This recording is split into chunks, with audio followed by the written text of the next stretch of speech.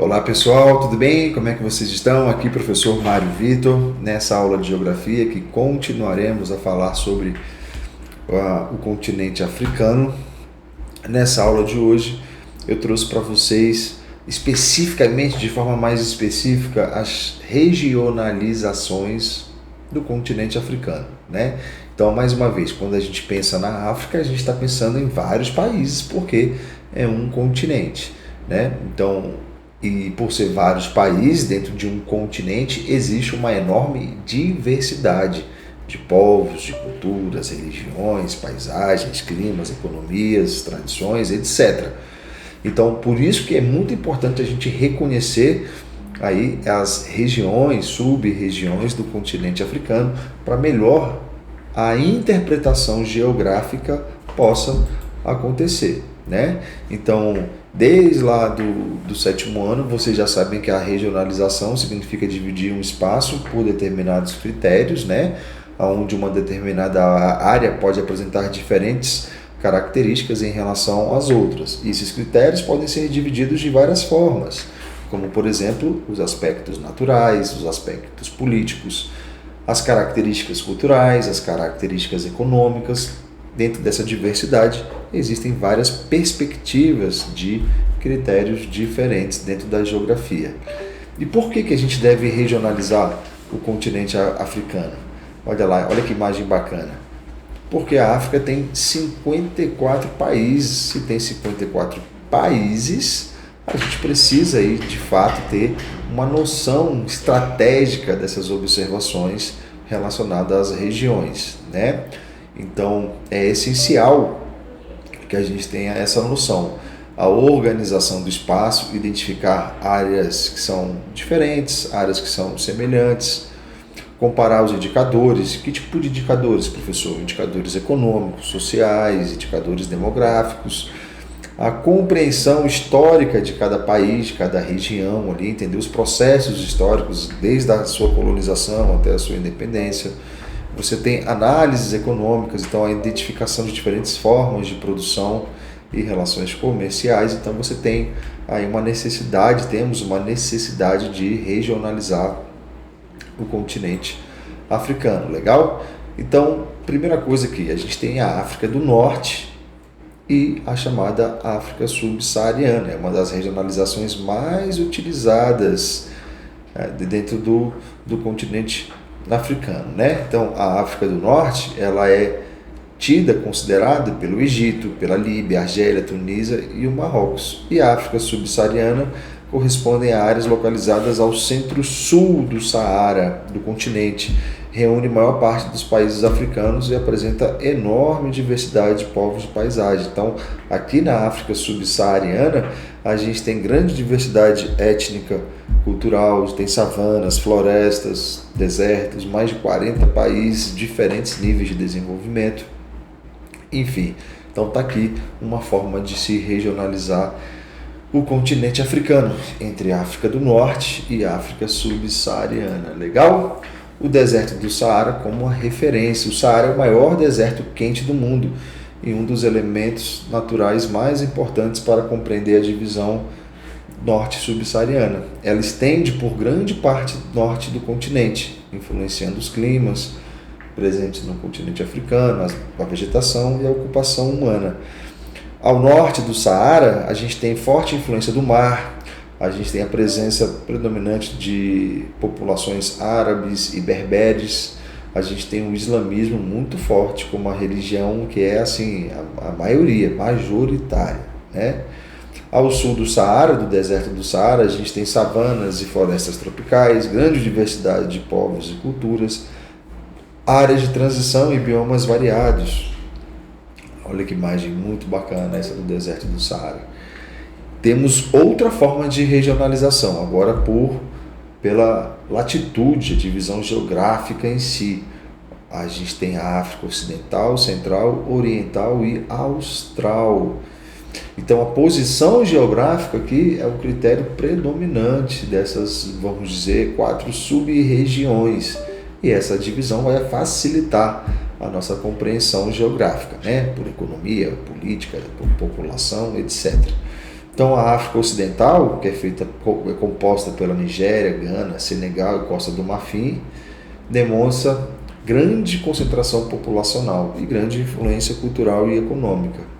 Já a África Oriental, representada pelo Quênia, Tanzânia, Etiópia e Somália, a gente vai ter o berço da humanidade com destaque para o turismo e para a biodiversidade, também muito forte aqui.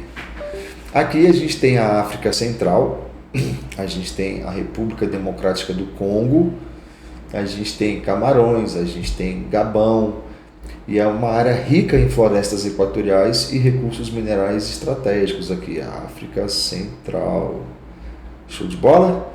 Aqui a gente tem a África Austral, que é a África parte do Sul, a África do Sul em si, a Namíbia, Botsuana, Zimbábue, região com maior industrialização e infraestrutura do continente. Então, olha só, pegamos o continente e dividimos ele em 4, e cada um vai carregar uma característica diferente. A África Ocidental, Oriental, Central e a África Austral.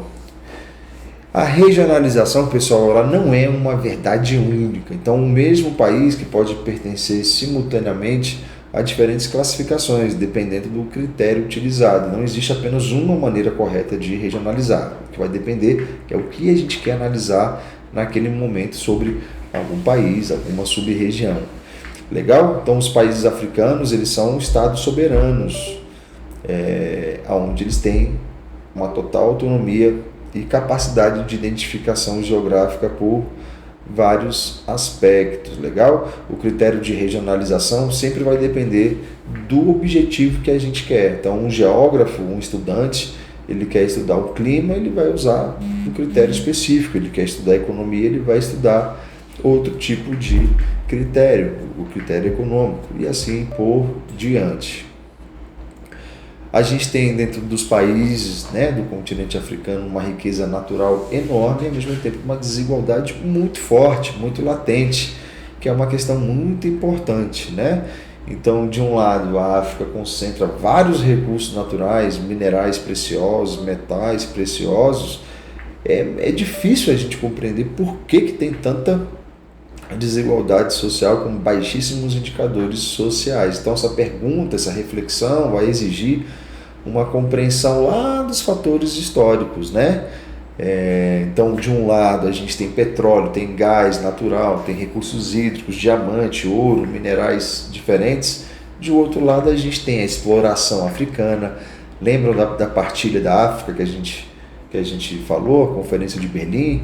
A economia, que também é voltada muito para a exportação, as relações econômicas que são desiguais, o colonialismo recente, como que isso afetou a forma como eles partilharam a África, como que isso afetou até os dias de hoje, Então, infelizmente, ter grandes recursos naturais não é garantia de desenvolvimento para os países africanos, Muito triste essa realidade, mas é a realidade que os países africanos têm. Essa imagem aqui, por um outro tipo de imagem, mas o mesmo contexto a gente já percebeu, A colonização europeia. Então, aqui os poderosos representantes dos países europeus simplesmente dividindo